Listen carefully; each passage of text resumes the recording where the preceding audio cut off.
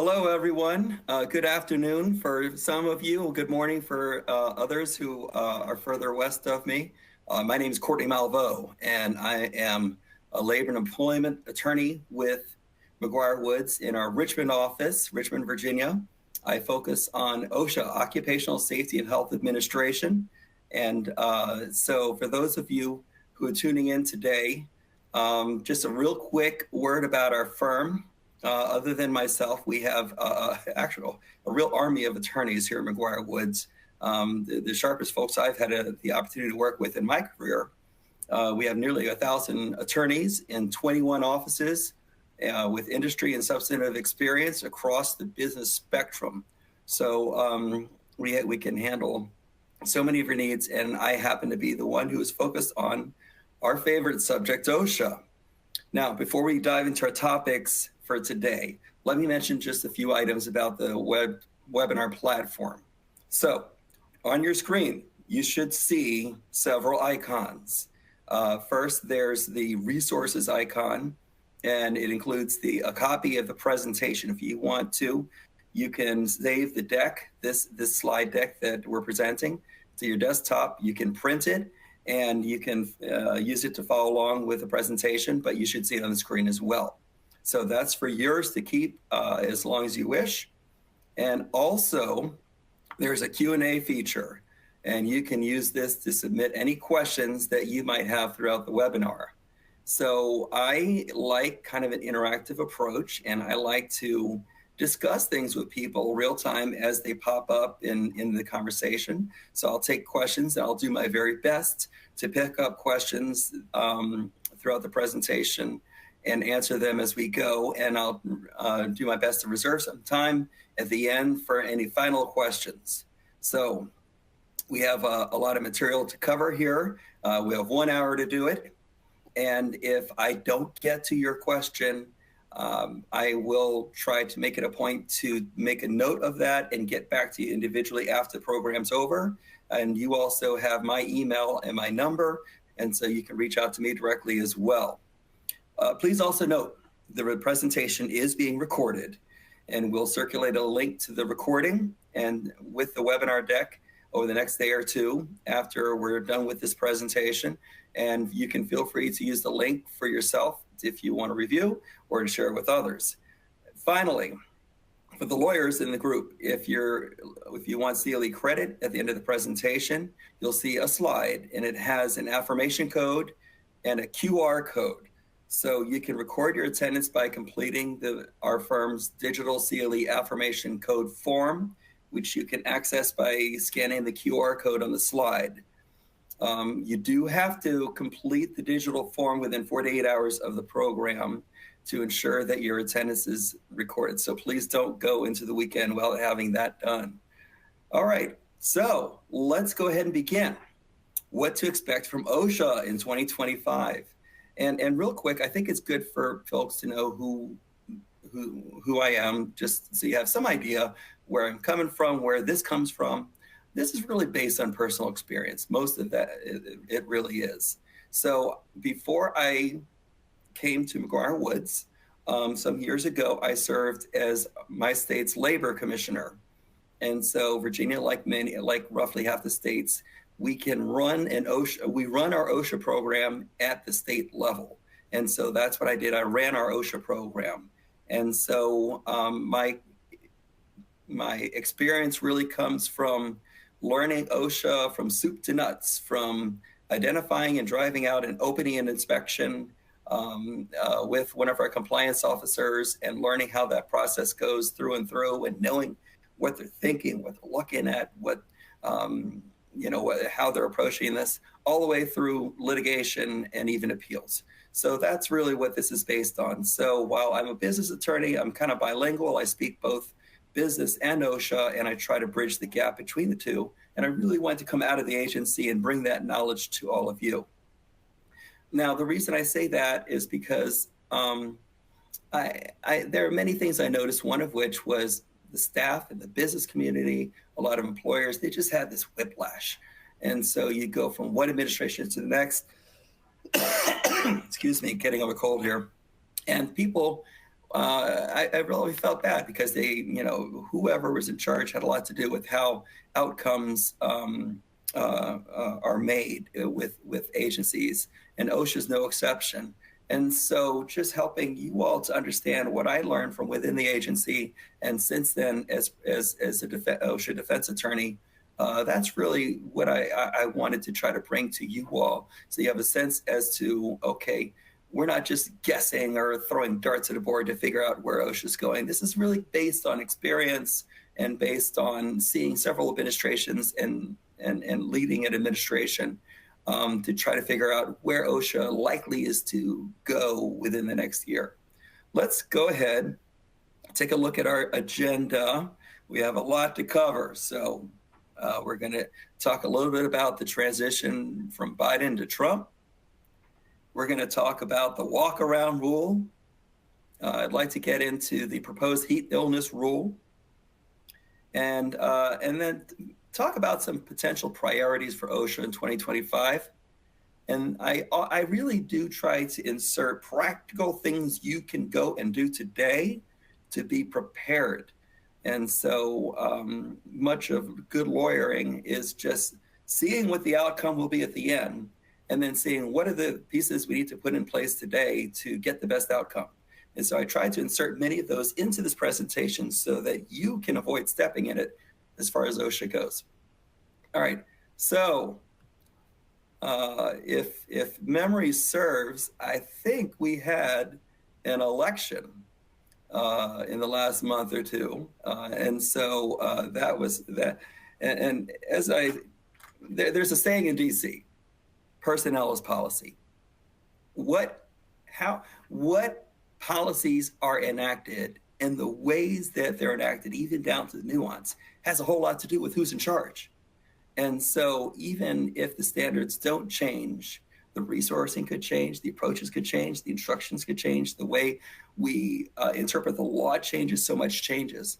And of course, standards do change as well. And so from one administration, you really do get a change. So let's talk about the current administration. Now, the current Assistant Secretary in charge of OSHA, his name is Doug Parker. And I've had a great chance to meet with Doug and chat with him on the phone, or maybe by the bar at conferences, you name it. And also, of course, his presentations and Q&As with the OSHA bar. And so got a real good chance to talk with him throughout the administration. Doug he's a very approachable guy. He's open. He's honest. He tells exactly where he's going, what he's thinking, and why. I think it comes from a very good place. It's very heartfelt, his approach. And so his background is a little different from mine and some others, and that like I said, I'm a business attorney, and that's kind of where I come at this. And his is a different place. He's from California. He led Cal OSHA's program. So when I was Virginia's labor commissioner, Doug has served previously as Cal OSHA's, California's labor commissioner. And so in many areas of law, California is kind of the vanguard of new standards and regulations, ones that tend to be much more protective. And he was nominated by, of course, President Biden. Biden had promised to become the most pro-union president this nation has ever seen. And certainly California and Cal OSHA, you see a lot of the new standards that come out and that they start in California and they kind of work their way over, and they've worked their way into OSHA in many cases. He also he used to be Assistant Secretary in charge of policy with Mine Safety and Health Administration, MSHA, and has been a worker advocate since his days before with WorkSafe. And so if there was a theme to the administration up to today, it's been a focus on the vulnerable worker. That's the vulnerable worker. They keep repeating that mantra, the vulnerable worker. And by vulnerable worker, what they mean is immigrants, female workers, minority workers, blue collar workers. Um, so people who may find themselves, depending on their job or demographic, find themselves at a disadvantage as they see it in the workplace in terms of reporting any deficiencies in safety or otherwise. And they've really tried to structure, if there's a theme, they've really tried to put in place standards and enforcement priorities based on that. So that's one thing. Another thing, the Biden administration came in saying, we want to double the number of enforcement officers out there on the field. We want twice as many boots on the ground in workplaces. Now, of course, that didn't happen, but they got a minor bump up in terms of enforcement resources. But the focus, while they didn't necessarily do away with or even necessarily curb in any great way the voluntary compliance things that we know, for example, consultation, where OSHA doesn't necessarily penalize you, but maybe does a virtual inspection without the penalty book in their back pocket. Or maybe voluntary compliance for large and small businesses, where the agency is trying to help to enhance safety at workplaces. This administration has really put a lot more resourcing into enforcement, and so that's been a real push. And of course, new standards that we've seen. There was the vaccination or testing rule under COVID, and that really subsumed OSHA's resources for almost the first half of the administration. And then, of course, the rules that we'll be discussing on heat illness and the walk-around rule. They put forward an infectious diseases rule, which is kind of a holdover from the Obama administration. There's an emergency response rule. And also many of you have noticed that the electronic record keeping, that the amount of data and the types of data we've had to submit to OSHA has increased dramatically in the last few years. So that's been the administration under President Biden with Doug Parker. Now, I'll tell you what we know. What we know is that a former Congresswoman by the name of Lori Chavez DeRemer has been nominated for Labor Secretary. Now, the reason I gave you OSHA, the OSHA Assistant Secretary in charge of OSHA before, and the Labor Secretary nominee now is because that's all that we know. We don't know whether or not she will be confirmed. I don't see necessarily any reasons why that may not happen. So I suspect that that'll occur. But we're still some steps away from having an assistant secretary in charge of OSHA. So we're just kind of reading tea leaves here. We're trying to see, okay, what's this going to look like? And so she's an interesting pick. She one that really kind of caught a lot of people by surprise. And I don't know that we should have been caught by surprise given the conduct, the campaign, and the themes that emerged. And so she is a former Congresswoman from Oregon, and she served on the Committee on Education and Workforce. So that is so she's going to be versed in OSHA substantively. That wasn't necessarily the largest parts of her agenda as a Congresswoman, but we do know that she was a supporter, and kind of a rare supporter for her side of the aisle, in support of the Protecting the Right to Work, or PRO Act, and someone who has been supportive actively and publicly by the president of the Teamsters. And so that's what we know. There's a lot we don't know. But when I told you at first that there was this big whiplash from one administration to the other, well, a lot of folks are saying, well, we're going into a Republican administration. They're not going to enforce too much. And I think it's a real mistake to just kind of say it's going to be either A or B. You really do have to kind of see some of the nuance. And you have to notice that, during the first Trump administration, what came out of OSHA was surprising. It did not take its foot off the gas in terms of enforcement at all.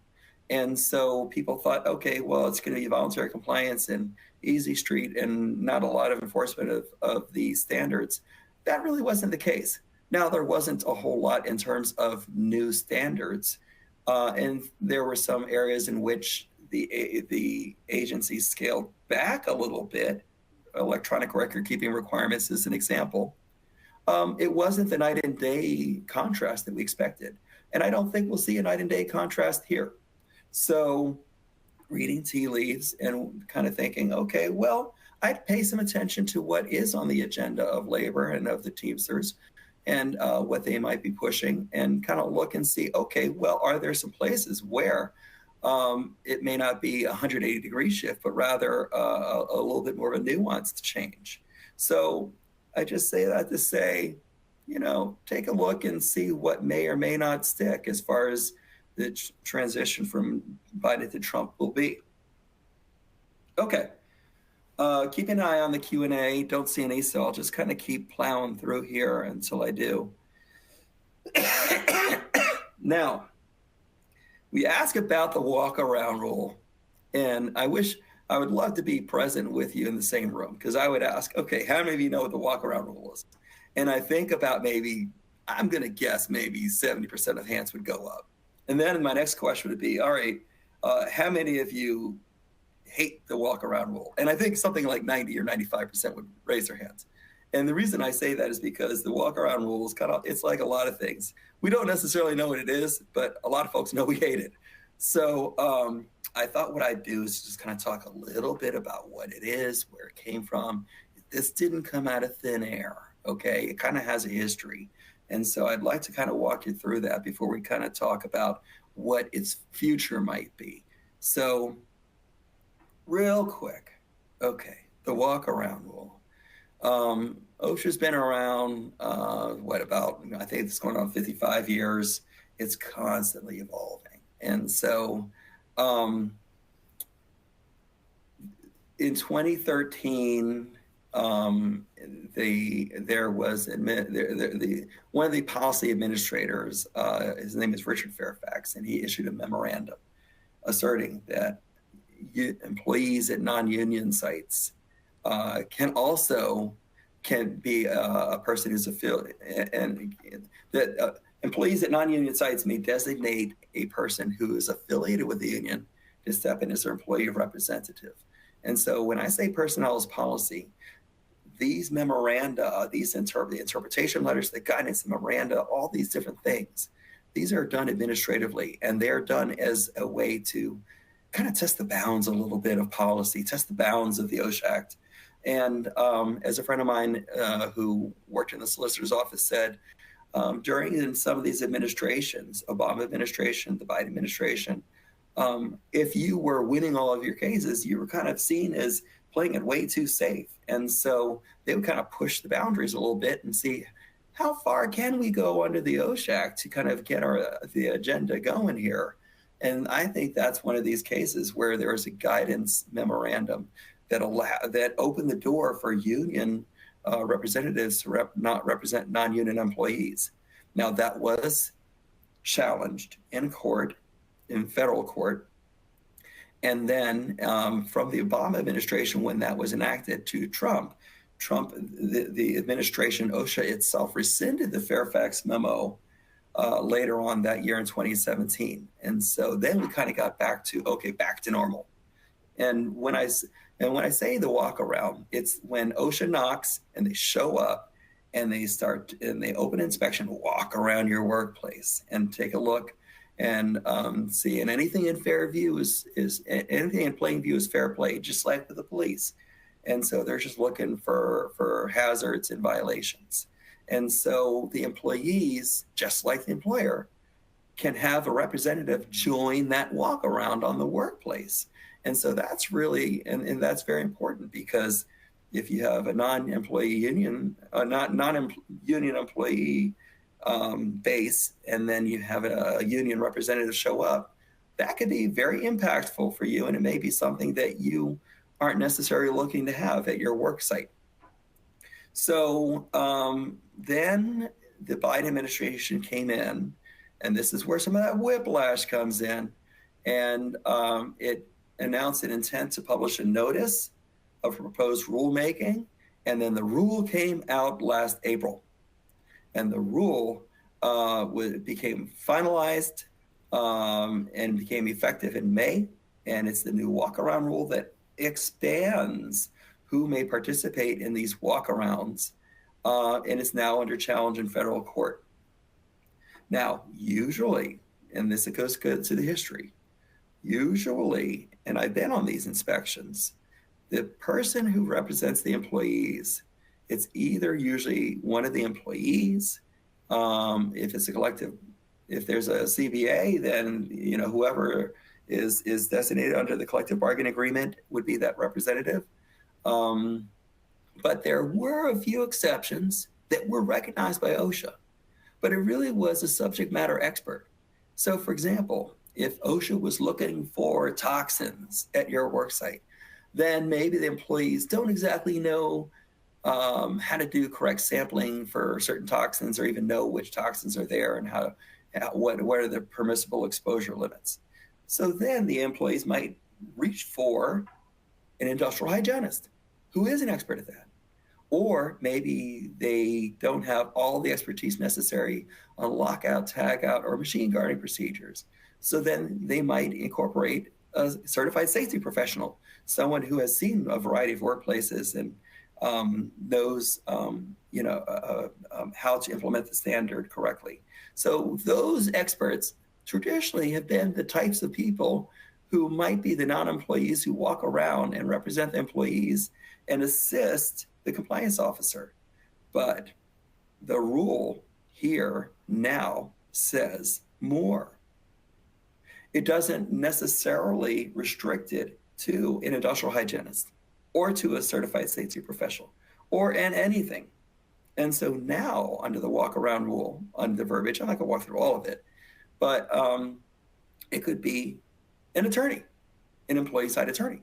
It could be a worker advocate from an organization, a third-party organization. It could be a disgruntled former employee who happens to know your worksite real well and maybe left on bad terms.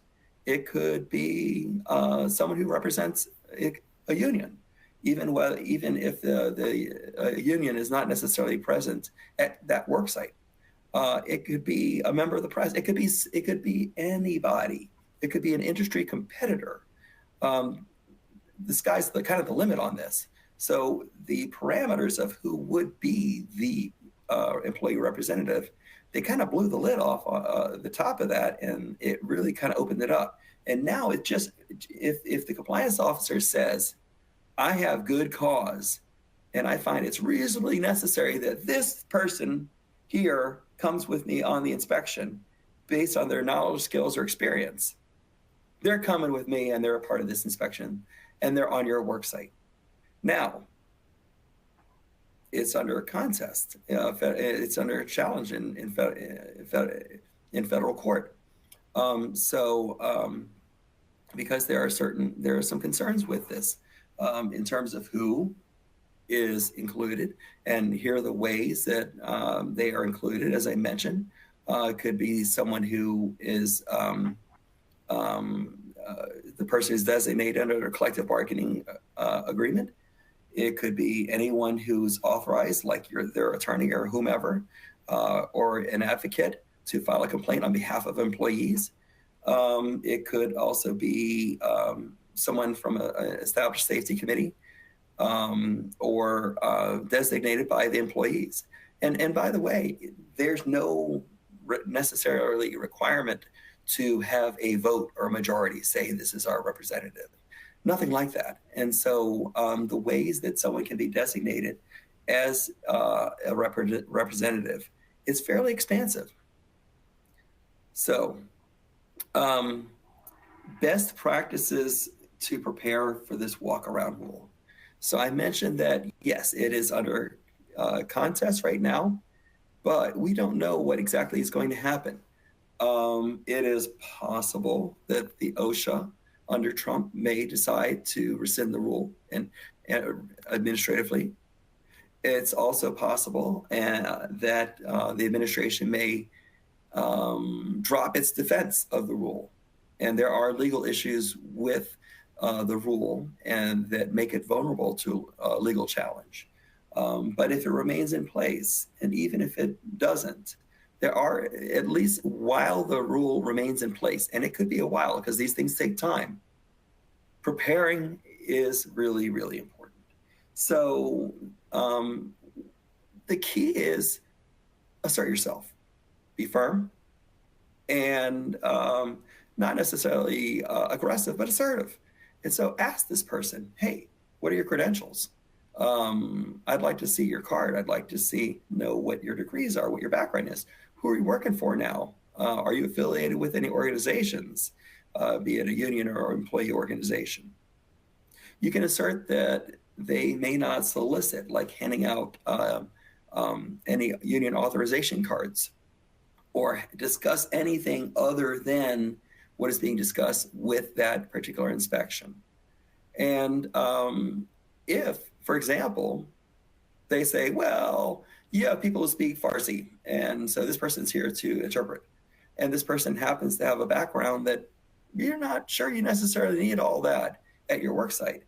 Well, there are interpretation services that you could retain or that you could identify, and maybe that's another way of satisfying that need. Just like with the compliance officer, you want to make sure this third person who may not be familiar with OSHA inspections might disrupt or interfere with your operations, or start getting demanding of number of interviews, or disrupting the questioning of the inspection process itself. Many advocates aren't necessarily friends of OSHA. Sometimes they're hammering OSHA as hard as they're hammering the employer. And so neither one can be disturbed in their conduct of the inspection. I would tell them, look, they have to stay with the compliance officer. And I would think about if there are rules, and this is a great thing to do today. You can do this today, this week.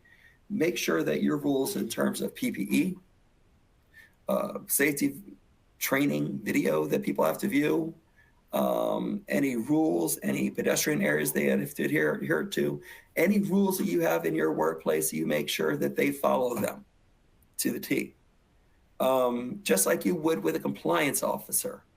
And there's no requirement in the law that you have to provide the PPE to the compliance officer or to the third party person. If they don't have the PPE necessary to be on your site, guess what?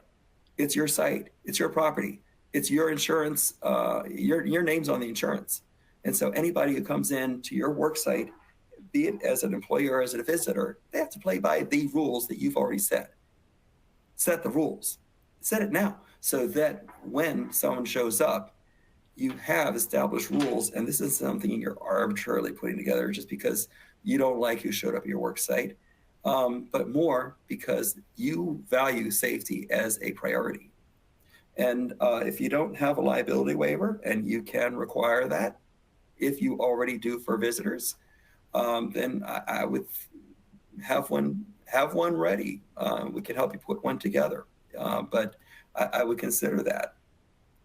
And so I would also make sure that this person doesn't insert themselves into employees' private interviews unless the employees truly voluntarily want this representative in the room with them. And by the way, your managers are different because a manager's statements are imputed to the employer. So in management interviews, I would not allow the employee representative to be in the room. You should have management and counsel in the room, because if someone is speaking on behalf of the company, and by the way, everybody who's a manager is that person under the OSHA law, then I would make sure that that person has representation and not employee representation. And then if they're not playing by the rules, then I would think about whether we can test whether this is the right person to have there for the walk around. And so if we could deny permission if they get a warrant, and require, and I like to try to negotiate and see if I can get the right person there, as opposed to necessarily having to litigate everything. But if necessary, we can actually file a motion, an ex parte motion, and get in front of a judge and say, hey, judge, this person isn't reasonably necessary to the inspection. If you needed someone who could interpret Farsi, we have there's an interpretation surface right here, and I think a judge probably would nod his or her head when hearing that argument. Okay, some people, I think they had a sip of coffee, woke up, and came up with some questions. So let's see what we have. Do you anticipate that state-run OSHA programs like Wisconsin, Cal OSHA will change? I'll jump into that, but I will say that, yes, I'll address that more. But yes, I think, especially when it comes to heat illness, if OSHA rescinds or does not defend some of these standards, then they may step up and then get much more aggressive in those state plan states where those administrations would want to do so. I have another question. If you're placed in the situation, why not require OSHA to seek a warrant? Okay, I did answer that question. Hey, all right, so we got that one. But yes, I would consider making them get a warrant and then challenging this person's presence at your work site. Third question, has OSHA provided guidance to the compliance officer on definition of good cause and provided examples of good cause decisions? There are internal memoranda and training that OSHA provides. And so, but that is really going to come down to the area director. And so the compliance officer may not be the one driving the bus. It may be the person you're not seeing back at the home office who's making the decision with the advice of counsel. And so getting to know your area directors is a great thing to do. So they have some sense as to who you are and vice versa. And that there might be a little trust established between you and OSHA, because they're not going anywhere and your work sites aren't either. And then a fourth question, does company have to provide OSHA inspector PPE? I did respond, no, you do not have to provide. They provide their own. You are required to provide to your employees. Great questions. I love it. Keep them coming. All right. The heat illness rule. Okay. So again, I'm just going to walk through the history a little bit, tell you how we got here. Now, the current law, all we have under the OSHA Act is the General Duty Clause. And so it just says, you know what? Okay, we have all these OSHA standards, and I've got them all over the place. If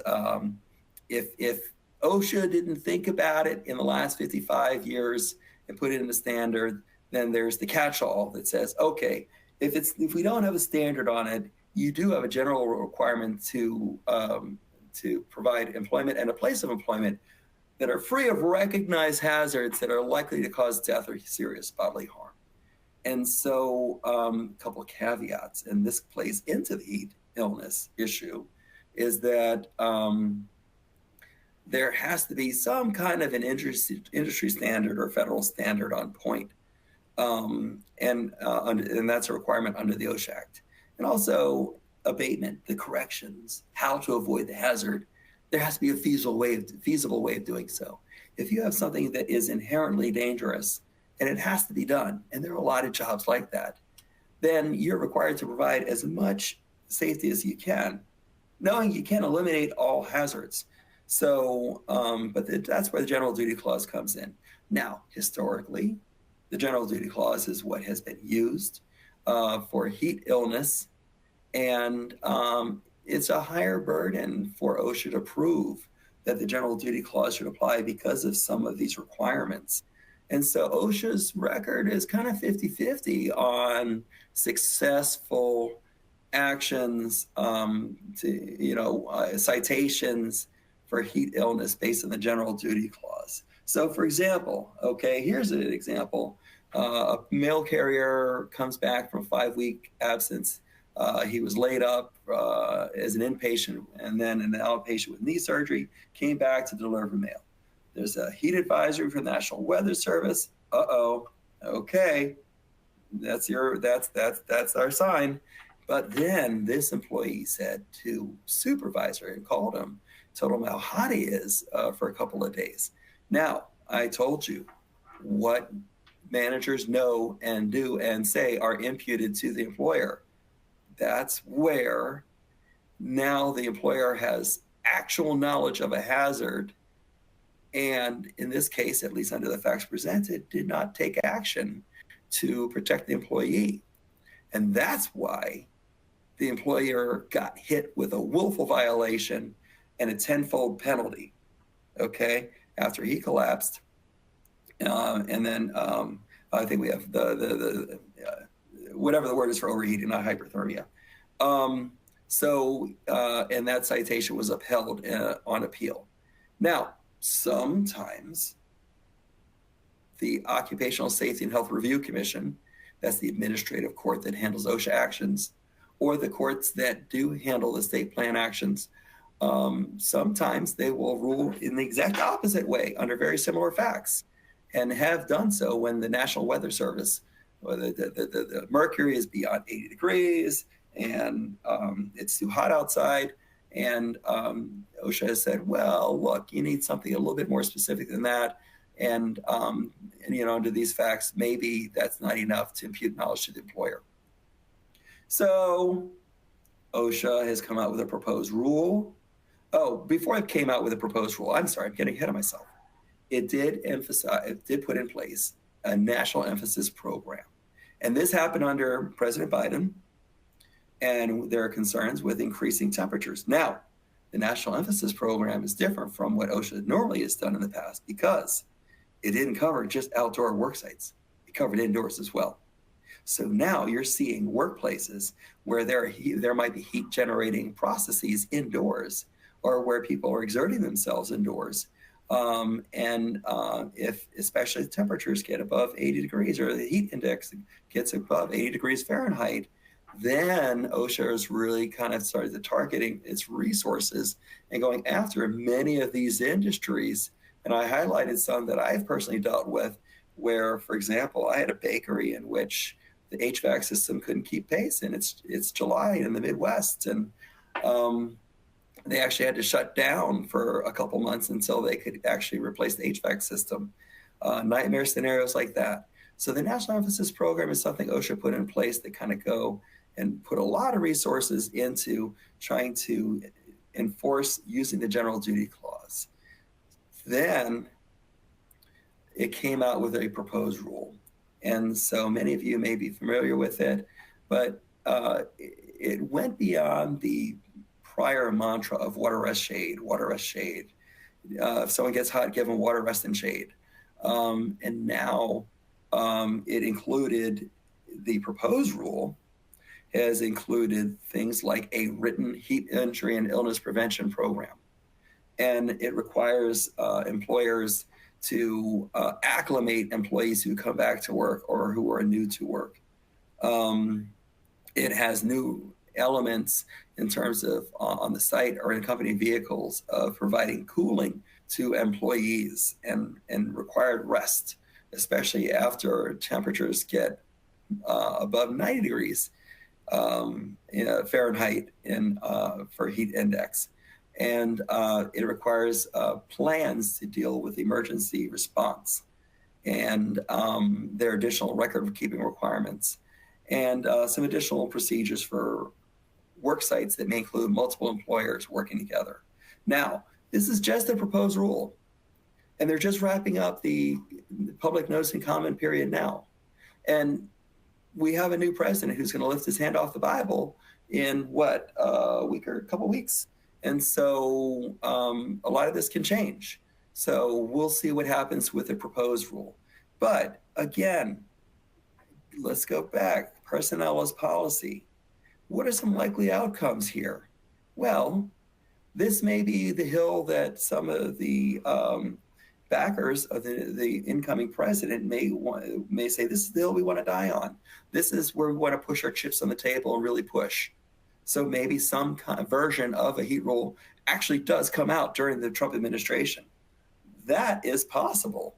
And so we have to be prepared for that, or if it doesn't. So ways to prepare, best practices, even if the rule doesn't get finalized. even if we are still under general duty clause, OSHA always said in the guidance to have a written heat injury and illness prevention plan.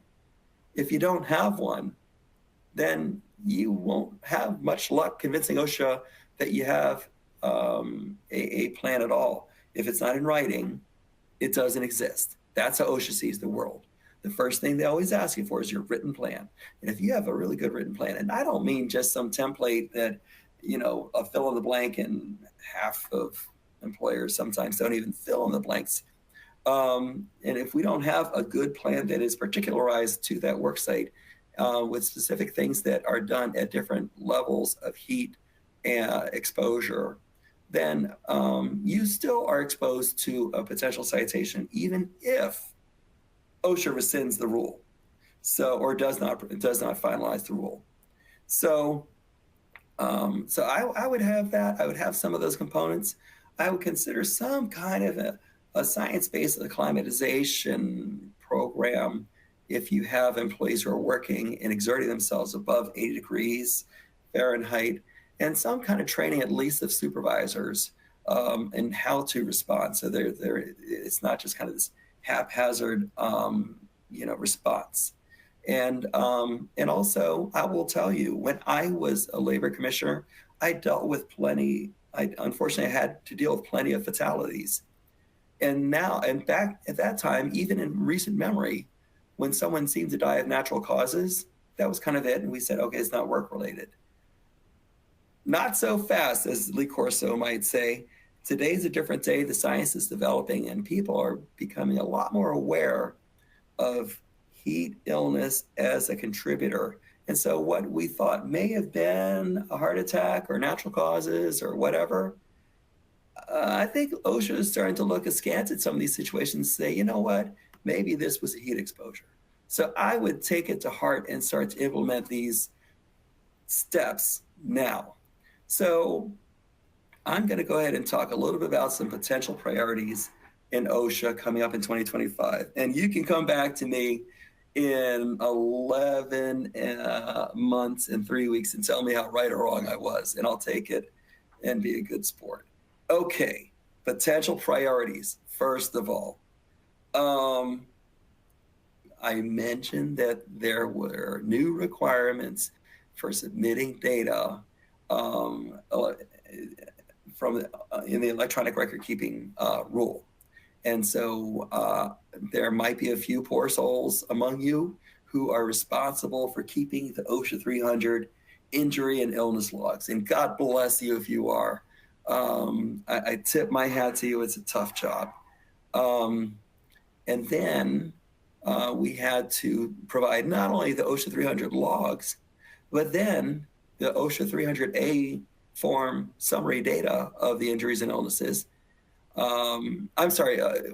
Before we had to provide just the summary data, and now we have to provide the logs, every single injury and illness that occurs at a workplace.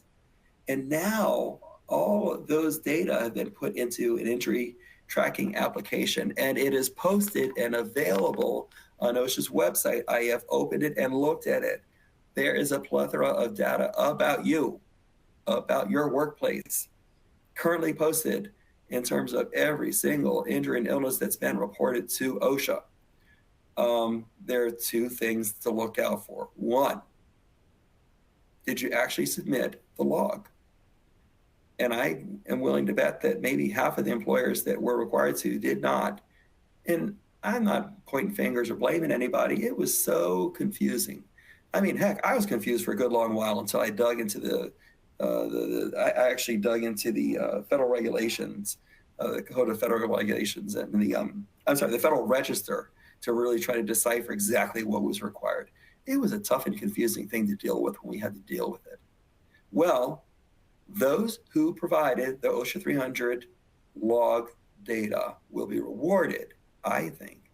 And those who did not, if OSHA suspects that there are fines that, look, you know what, you're in a NAICS code, that's the North American Industrial Classification System.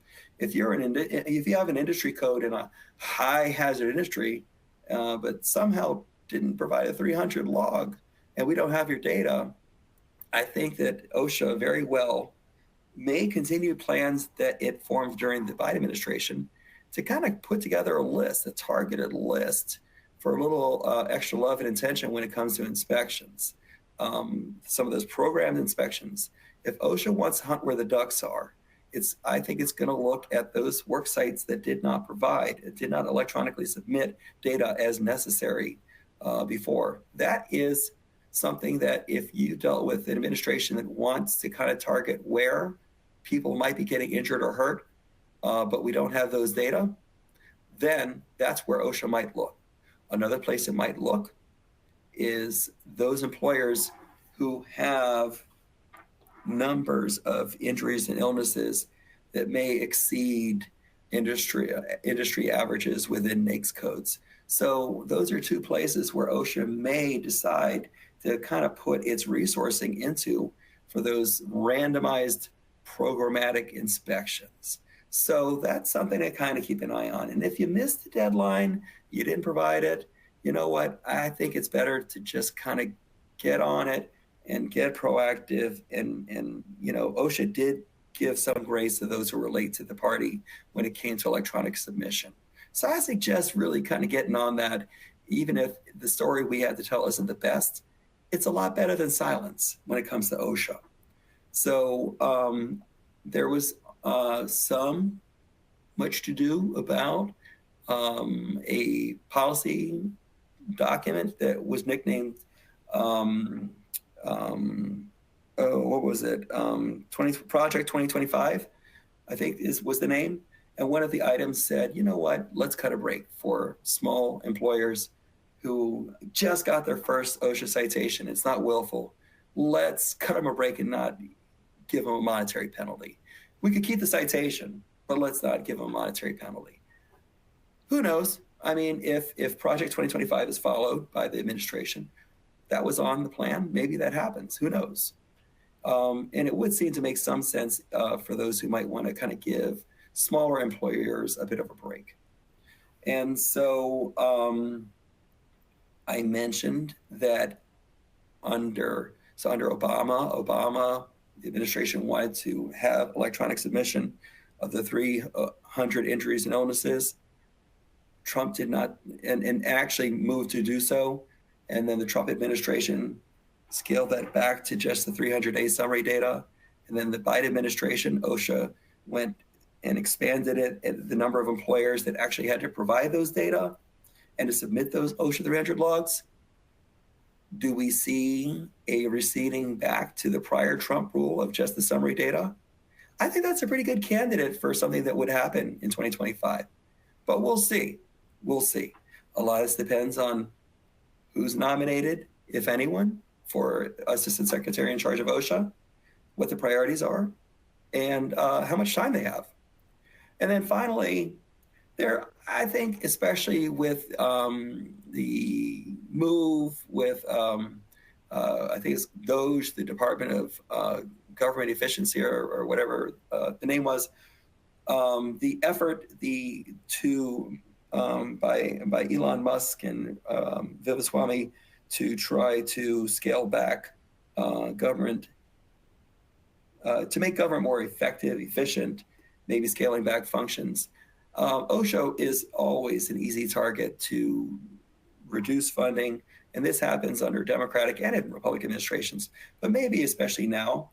Although I think OSHA may really focus less of its resourcing on the enforcement side, and then put more into the voluntary compliance side, more consultation, more voluntary protection programs, more of those types of programs. But we'll see. And that's a budgeting issue. So there are a lot of steps that have to happen with Congress before some of those resourcing decisions are really made. Okay, so I was asked about the state plans, and this is not the CNN election map. This is a map of the state plans. And so the light blue states are those that answer to OSHA. Federal OSHA governs. The medium blue states are the states in which the state has applied for and received permission by OSHA to run its own state plan. and for both public sector employees, state employees, and private sector employees. And so their requirement is to operate a program that is at least as effective as federal OSHA's. And then the darker blue states like Maine and New York, those apply, those are state plan states only for their own state employees. So roughly half the states have their own OSHA program and roughly half don't. Now there's a mix, and so there's a pattern. California, Oregon, Washington, in some ways, Kentucky, surprisingly, they have a tendency sometimes to really enact some standards that are more regulatory and have a kind of a tougher, more enforcement-oriented state plan. And I mentioned they have to have a plan that is at least as effective as federal OSHA's, which means they can do things beyond what federal OSHA does if OSHA says it's more protective. So there are 8 states. I mentioned that while OSHA has a proposed heat rule, there are 8 states that went ahead and did a heat rule of their own anyway. So here they are. And so a lot of them on the West Coast. Maryland is a state that has kind of gotten back into the regulatory game with its administration. And Kentucky is kind of in there. And, you know, I know it's a southeastern state, but it's one that kind of pops up as a more regulatory oriented states from in some different ways. And also I highlight a couple states that had some other safety standards beyond heat that, and many of these states that I have up top that have heat illness standards, they have other standards as well that might be more regulatory. But there are some states that are getting into the game, even though they're not state plans. New Jersey's one of them. New York is another. They don't have a state plan. But especially as we saw during COVID, and now with heat, we're seeing some of these states say, their state legislatures and governors saying, we may not have authority to jump into OSHA's bailiwick, but we want to get in the game of restricting on heat or restricting on, during COVID, it might have been masking or whatever it is. And so there are some non-state plan states that do try to get in the game. Sometimes they get their hands slapped. There's a time when New York kind of jumped out there on COVID with some requirements that workplace requirements, and they were overturned in federal court because the court said, you know what, the OSHA governs and it preempts whatever the state legislature want to do. And so this is more under the OSHA's wheelhouse, some of these workplace standards you're trying to enact. But it doesn't mean that they don't try. They do. And so we could see, we'll see a lot of action from the state plans on many of these agenda items that were proposed by Biden, and especially if they were proposed by Biden but did not see the light of day or were rescinded or failed in court. We could see these states up top that I put forward for you are great candidates for state plans that would try to enact more and more and more of these. And so again, look to infectious diseases, look to heat, look to reporting of data, electronic submission of data, look to all these, the walk around rule, look to these types of regulatory actions that may not see the light of day under Trump, but could see the light of day under many of these states. All right, so I'm just gonna wrap up. I'm keeping an eye on the questions. I'm not seeing any more coming in. So I'm just gonna leave you here with some practical steps that you can take to prepare overall, some bigger takeaways, okay? And still reserving some time for questions here. I'm keeping an eye on that. Now, I had mentioned to you, regardless of what happens with the walk-around rule, but especially in this time while the walk-around rule is still in effect, question those third-party employee representatives, those people you don't recognize that show up at your work site. Get to know them, their credentials, and what maybe the agenda there is, and consider whether you want to challenge whether this is the right person and whether this person really is reasonably necessary for the compliance officer's inspection. I would also, a lot of people fling open the doors. Some of them say, you know what, I'm going to try this appeasement strategy with OSHA, and I'm just going to open up the doors and here, talk to everybody, here, go everywhere you want to go, and I'm not going to question any of it. I don't think appeasement works. I don't think it means you have to be overly aggressive or inappropriate or insulting or make it personal. But this is your work site. It is your property. You have operations to continue. And you do want to have some knowledge and control over how this inspection goes down. And I think that while you don't coach your employees before they're interviewed, you do let them know what their rights are. Employees don't necessarily know that they have rights. And I have gone on these inspections behind closed doors with the compliance officer, and they close the door and the employer is on the other side of the door and we're on the inside with the employee. And sometimes they get intimidated and they may provide whatever answers they think they need to say to get out of that room. Letting your employees know what their rights are, it helps them to assert themselves and know what the rules of engagement are.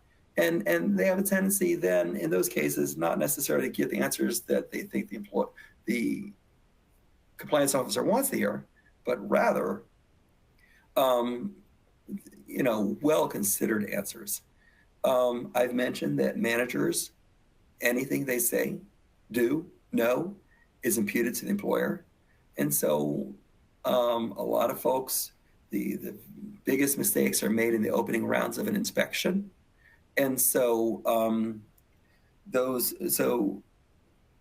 have a game plan, have counsel, don't wing it, and please don't go one-on-one in an interview as a manager with OSHA without any kind of representation or preparation. I would also say OSHA loves to try to get your root cause analyses and your incident reports. And a lot of admissions are made in those. And I am an advocate of being truthful. I also think that there are trigger words that OSHA sees and they start to see red. And so I would be very cautious about what and how those reports are made. I would keep them in draft form. I would use the attorney-client privilege and include counsel, and so that we can keep that document privilege unless and until it's ready for prime time. Another thing I think that mistake that I see is people who kind of go into informal conferences after they've gotten the citation, and they have an informal conference with OSHA to discuss the citation, and they treat it too informally. Now, our demeanor can be informal. Our preparation is anything but. And so being ready and knowing your legal defenses and making a coherent argument for yourself as to why a citation should be altered or vacated, you have to have that airtight and ready to go for the informal conference. And you don't have long to prepare. So for those, I would not just send somebody to go in and try to beg for a reduction of the citation, but go in with a legal argument that would resonate with their counsel, because when that area director goes back and consults with counsel, your arguments have to actually hold up and have them scratching their heads and wondering, how strong is their citation really? Also with informal conferences, I just try to be very cautious as to what we agree to in terms of final orders, what citations we allow to go forward without uncontested, because they can be used as predicate offenses. They can be used as a basis for a repeat citation. And those can fetch penalties in the six figures. Those can be penalized up to $161,000 plus per item if they're repeats. And then finally, take a look at your trade secrets, your documents, your processes. Maybe you have areas in your workplace where they should not be made public. Anything you provide to OSHA by default will be a public record that can be provided under FOIA. But you can designate those items which are proprietary information. I have one question that was brought up, the date we have to submit the OSHA 2024 300 logs. I know that is coming up real quick this month.